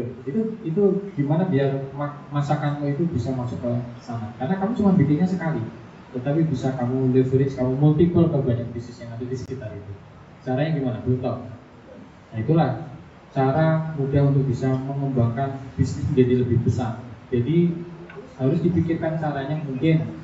Contoh aja deh, bakmi GM, dia cabangnya banyak. Buka Beto, cabangnya banyak. Oke, tapi tahu nggak di belakang layar itu mereka ada enterprise yang punya tidak orang sembarang tahu. Atau di Jogja deh, saya ada satu dapur milik mantan karyawan. Itu dia bikin dumpling yang disuplai ke seluruh hotel di Jogja. Bikinnya sekali, tetapi titik-titiknya ada di mana? Gitu. Sama. Pikirkan sebuah bisnis, tidak cuma nasi goreng. Tadi kan karena kamu cerita nih nasi goreng. Pikirkan sebuah bisnis yang kamu hanya bikin sekali, tetapi ini bisa mereka masuk di seluruh hotel-hotel yang ada di Jogja. Minimal Jogja. Kamu survive di Jogja, kamu bawa ke Jakarta, luar biasa hasilnya. Itu cara termudah untuk bisa keep on struggle in profit juga. Terus how to-nya, 3P-nya tadi, gimana caranya kalau saya di F&B? Contoh, umpama sampah-sampah lingkungan atau nasi goreng yang nggak pernah habis, mungkin masih ada sisa-sisa, itu bisa jadi apa ya? Toko-toko bakery di Jogja itu kalau nggak laku rotinya jadi apa? Pernah tahu nggak? Semacam parsley, nggak pada paham ya pasti. Itu kalau bakerynya nggak habis buang kemana? Ternyata ada loh yang mau, dan itu dikasih cacah-cacah menjadi apa? Makanan sapi, makanan ternak. Jadi itu akan selalu habis. Gitu. Oke, sekarang di Jogja banyak sekolah-sekolah swasta yang mahalnya minta ampun, dapat makan siang. Ada sisanya nggak makan siang itu? Ada. Dan saya baru tahu, kepala sekolahnya pada saat saya tanya, itu sampah kemana ya? Di resto sekolahnya itu. Oh, itu dimakanin, dikumpulin bareng sama sampah-sampah yang ada di pohon, itu dikasih maggot. Maggotnya digoreng jadi apa? Pakan ikan. Ikannya itu digoreng jadi ikan bakar nila yang disuplai untuk cateringnya semua. Oh, itu berputar itu. Jadi untuk makanan nggak usah khawatir, pasti akan ada cara untuk bisa menjadi, dia tidak menjadi sampah yang tidak bisa diputar recycle. Ada. So dengan cara itu berapa banyak yang bisa dihemat tanpa perlu membeli ikan nila bakar dari sekolah tersebut dengan adanya 3B tadi. Besar banget. Itulah kalau kita mau maintain lingkungan pasti akan yang berhasil. Jadi ya Mas ya. Oke, ada lagi. Kamu nggak pakai IE aja Mas. Jadi kan kamu nggak bisa ngetik. Aku nggak. Iya, sekarang udah zamannya AI kan, ada presenter AI. Ketika aku ngomong begini tuh udah langsung di-generate dalam bentuk tulisan. Ada itu. Daripada kamu. Ya, silakan Mas. Yes. Baik, terima kasih atas kesempatannya. Perkenalkan, nama saya Eka Rian Abipurna, biasa dipanggil Abib. Saya dari Prodi S1 Pariwisata dari Fakultas Ilmu Budaya dan angkatan 2022. Terima kasih Pak atas kesempatannya. Tadi saya sangat kagum juga dengan Bapak karena saya melihat Bapak itu punya bisnis ya, dan itu macam-macam bisnisnya dan sangat sukses semua. Dan gagal itu pun hanya 2 ya yang Bapak sampaikan. Dan saya melihat bahwa kunci dari Bapak membangun bisnis itu yang sukses itu karena itu membangun SDM yang baik, dan salah satunya dengan memilih manajer atau potensi dari pemimpin yang baik. Nah sebenarnya saya penasaran apa metode atau pendekatan yang Bapak lakukan ataupun strategi yang Bapak lakukan untuk bisa memilih tim dengan baik dan supaya bisnis itu bisa berjalan walaupun banyak tapi bisa berkembang walaupun memang enggak Bapak handle secara langsung. Mungkin itu dari pertanyaan saya. Oke, baik. Di level manager itu ada pertanyaan yang itu menjadi kunci saya untuk oke ini hire apa tidak. Pertanyaan itu adalah kamu pernah gagal? Oke, tentu saya nyarinya yang sudah punya pengalaman. Yang level manager kan nggak mungkin saya fresh graduate saya ambil jadi manager ya, nggak mungkin. Saya akan lihat dulu yang pengalaman apa. Bahkan pada saat promo di lowongan loker-loker gitu udah bilang pengalaman adalah sesuatu yang diutamakan, minimal adalah satu di industri yang saya lagi cari misalnya. Ketika shortage-nya view, artinya HR saya udah memilihkan beberapa, mungkin hanya dikasih 2 atau 3 pilihan. Selalu pertanyaan yang saya gembor-gemborkan adalah, kamu pernah gagal? Kalau jawabannya enggak Pak, saya selalu sukses Pak, saya bangun ini, bikin itu, saya bisa begitu. Biasanya enggak saya hire. Enggak saya hire. Justru yang saya hire itu yang sudah pernah punya pengalaman fail. Dan bagaimana dia bisa overcome fail-nya tadi itu. Bagaimana dia bisa tetap growth dengan pernah mengalami masa-masa sulitnya dia. Kenapa? Bisnis itu enggak selalu untung terus. Ketika dia memanage usaha saya, ketika dia lagi down, dia bisa cari solusi. Udah nggak bisa lagi yang namanya gimana ya Pak, kok malah tanya saya. Strateginya gimana Pak Lu? Daripada saya hire orang yang selalu berhasil, tapi ketika dia ditubuhkan sama sebuah kegagalan dia meletak, mending saya cari orang yang sudah pernah meletak duluan, Lalu gimana kamu bisa bangun? Apa solusinya pada waktu kamu fail itu? Kenapa kamu tidak memilih jalan ini, jalan itu? Kalau dia sudah bisa menjawab dengan reason yang oke, dan dia bisa buktikan. Contoh kan ada background check ya, HR saya. Benar nggak sih Bapak A? Biasanya saya pilih juga orang-orang yang sudah major dan sudah punya keluarga. Kenapa? Dia punya tanggung jawab. Ya anak istri kan harus dipikirkan. Dan dia pindah-pindah itu nggak cepat. Artinya kalau di Jogja itu nggak tahu di Jakarta mungkin kalau dikasih 2 kali salary, ya nggak sih? Itu udah yang biasa. Kalau di Jogja itu yang masih yang penting aku UMP plus itu udah. Oh ada tunjangan anak, oh ada tunjangan kesehatan, itu udah lengkap banget seperti itu. Nah, so dalam memimpin, dalam memilih calon manajer, biasanya pertanyaan yang paling bagus itu pertanyaan itu. Oke, the nextnya ada lagi. Contoh, pernah memimpin berapa banyak orang yang paling banyak? Ya, orang yang biasanya memimpin 5-10 itu biasanya nggak terambil. Kenapa? Riuhnya itu nggak semumet ketika memimpin 100 orang karyawan. Kayak gitu. Dan yang lain lagi itu background check itu juga hal yang penting ya. Kenapa? Kita bisa tahu attitude-nya dia dari HR. Kalau bisa ketemu sama ownernya. Kalau HR itu kadang nggak enakan lah, dia udah selesai sama perusahaan saya nih. Kalau bisa ada yang nanya ke saya kasih background. Boleh tahu ownernya siapa? Karena sama owner itu harus kenal lah. Boleh tahu kenapa dia dulu resign? Ada masalah apa? Itu juga kita harus begitu.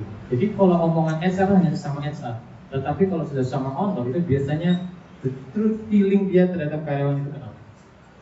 Ada yang pada waktu itu bilang, dia baik pak, jujur pak, kerjanya bagus, terus juga dedikasi. Mantap ya. Saya kalau level non manajerial biasanya nggak ketemu sama saya. HR aja cukup. Tapi kalau saya ada waktu, saya bisa sempatkan itu. Begitu dia bekerja, ternyata apa artinya? Nggak bisa sesuai dengan apa yang dikatakan sama Tisa.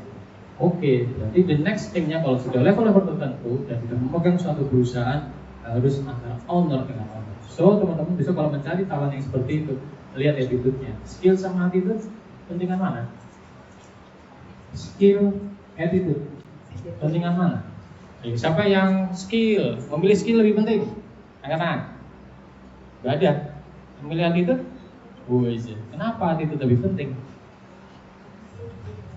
Hah? Yes. Betul.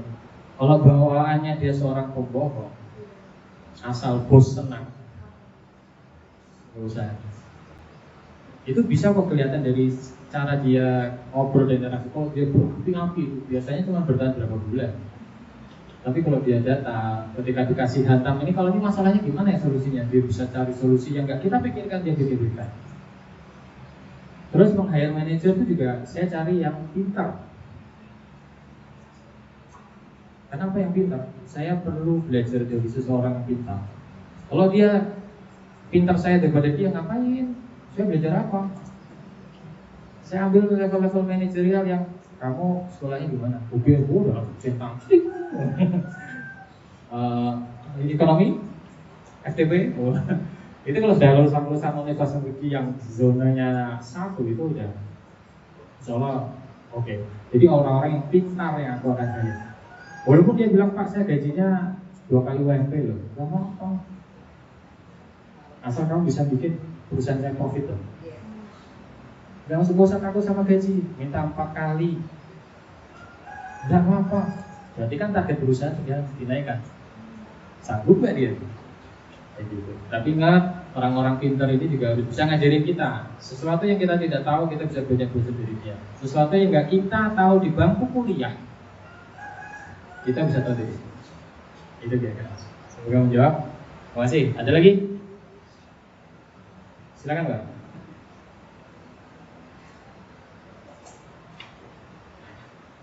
Baterainya udah isi Mas? Oke. Terima kasih atas kesempatannya dan penjelasannya luar biasa. Perkenalkan, saya Awalia dari Fakultas Teknik. Sebelumnya saya ingin bertanya beberapa pertanyaan nih Pak. Boleh, semoga nggak lupa saya. Jadi yang pertama, tadi Bapak sempat mention kalau mau bangun usaha, lihat dulu pesaingnya apakah dia suka atau tidak. Terus bagaimana jika ide usahanya itu belum ada pesaingnya nih Pak, kayak menurut kita peluang tapi belum ada. Nah, terus lebih baik dilanjut atau bagaimana nih Pak? Iya, oke, pertanyaan dulu yang pertama. Kalau usaha belum ada, bagaimana kamu bisa meyakinkan dirimu kalau kamu akan sukses membangun usaha itu jadi perusahaan yang profitable?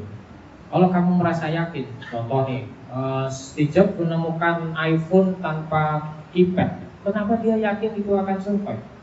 Akan jadi sebuah legenda, jadi sebuah. Karena belum ada yang pakai model yang full tanpa keypad. Tapi dia bisa meyakinkan diri dan timnya dia bahwa ini akan berhasil. So kalau kamu melihat bahwa ini marketnya belum ada, Pak, yakin belum ada bisnis yang serupa di belahan dunia manapun. Saya nggak yakin, pasti ada, cuma kita belum mengetahui.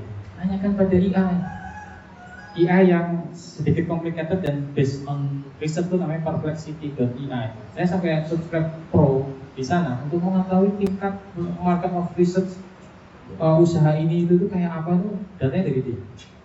Itu bisa kamu lakukan. Tetapi kalau kamu yakin market ini belum ada, apakah saya kurang mencari lebih banyak?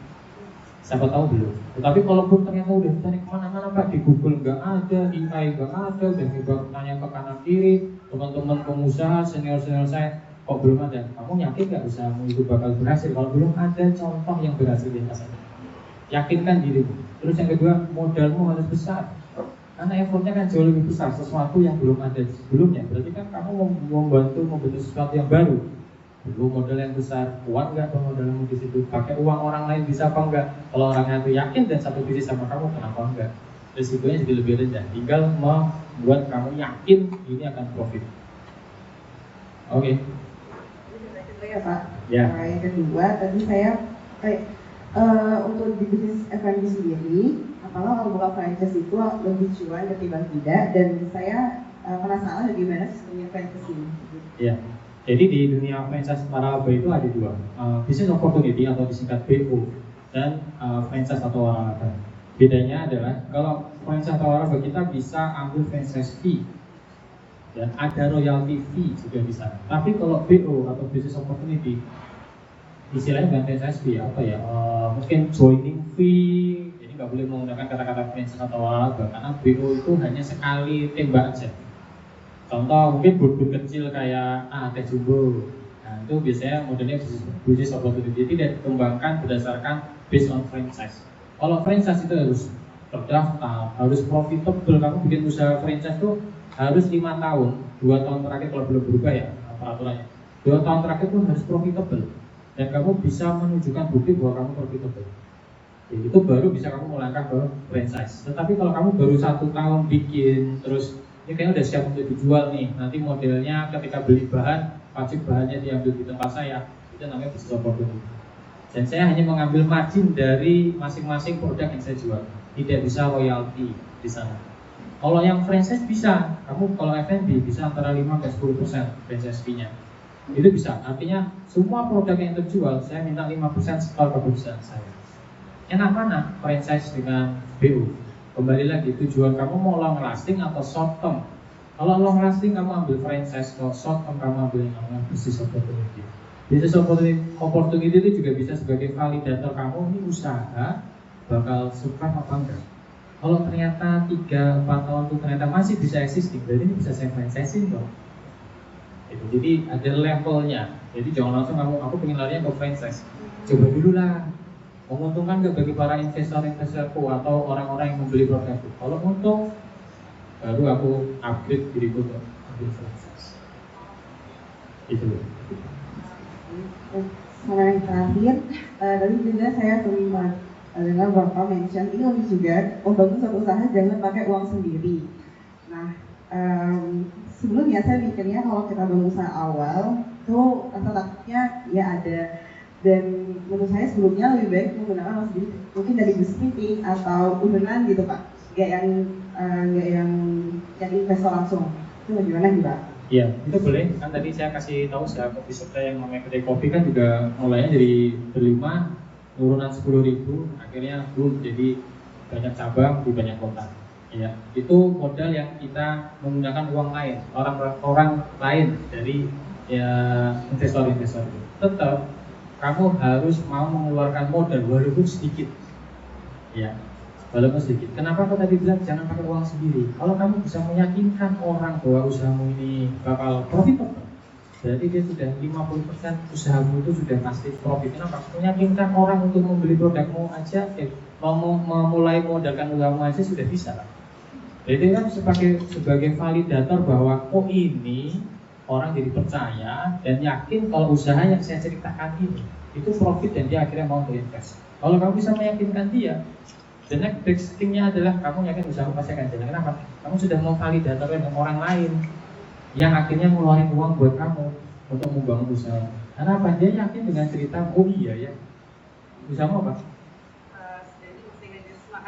Makanan, oke, katakanlah kentang goreng, kentang goreng itu, dan orang yakin bahwa kentang goreng banyak yang makan dan ternyata punya lebih murah daripada beli di McD atau di Wendy's itu, dan dia bisa lebih profitable. Dia yakin bahwa usaha bisa berhasil dengan cara apa? Memberikan uangnya dia kepada itu, berarti sudah kamu setengah jalan, usahamu sudah berhasil. Tetapi orang yang nggak pernah kayaknya enggak deh, mana mungkin lah kentang goreng bisa untung gitu. Sekian banyak usaha yang sudah kamu lakukan, tidak banyak orang yang akhirnya percaya kamu kepada kamu, dan kamu oke lah aku coba pakai uangku sendiri untuk melihat kalau berhasil, baru nanti aku bisa presentasikan. Itu juga lebih bagus. Tapi lebih baik validasikan idemu kepada orang-orang investor. Kalau mereka percaya sama kamu, dia kasih uang ke kamu, berarti usahamu sudah 50% berhasil karena orang sudah percaya. Gitu. Itulah kenapa alasan terbesarnya jangan pakai uang sendiri. Ya.